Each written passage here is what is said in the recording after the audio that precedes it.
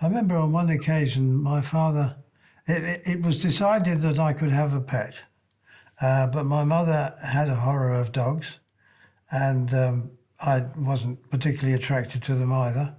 But a rabbit seemed to be all right, and it was all right. We got from a lady in the village an enormous rabbit. It was a cross between two sorts of rabbits that were both very large. It was jet black all over. Belgian giant was one of them. I remember that. But it was a big rabbit. It was called Bunt, and it came to us, and it took up residence in the kitchen, and immediately behaved exactly like a cat. It found a place where it wanted to do its business, and so we provided it with a tray of earth there, and it was completely happy. And my mother loved it, and so did I. But my father said, no, the rabbit's got to have a place outside, at least for some of the time. So he then said, I'll deal with it. So a few weeks later, with the rabbit still happily living inside, a driver arrived with quite a significant crate, about the size of a small desk. And it said on the lid, Captain Barnett Freedman, do not open unless Mr. Freedman is present. So we left it in the shed, and my father arrived that weekend, and we opened this thing and took out all the bits, and it was completely full of pieces of very hard wood, all of them completely finished.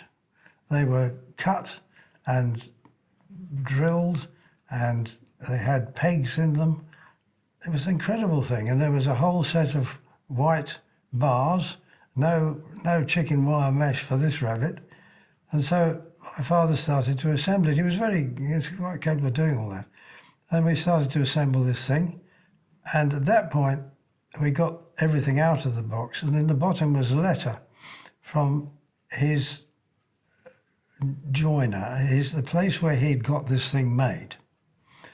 And it said, Dear Captain Freedman, we noticed that you have made these drawings for us, which we of course have not assembled, because we noticed it's on repulse notepaper, and we therefore understand it's of significant importance. And so we've used the very best timbers we possibly could to ensure that it has a very long life, and we hope it meets with your requirements. Because he had designed this thing and drawn it in detail for them, but no assembly drawing, which of course he didn't need because he knew what he was doing. So he put this thing together, but he found that when actually finishing it and assembling it for final, we couldn't get a nail into it anywhere.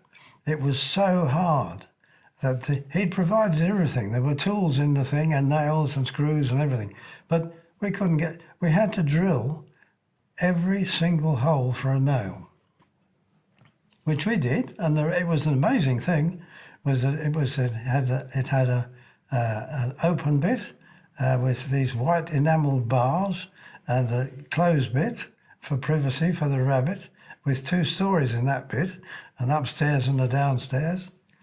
And that was screwed onto what was in fact the back of the cottage on the outside. And I've no doubt it's either still there or somewhere in the village, serving perfectly as a rabbit hutch, because it's absolutely indestructible. And, yeah.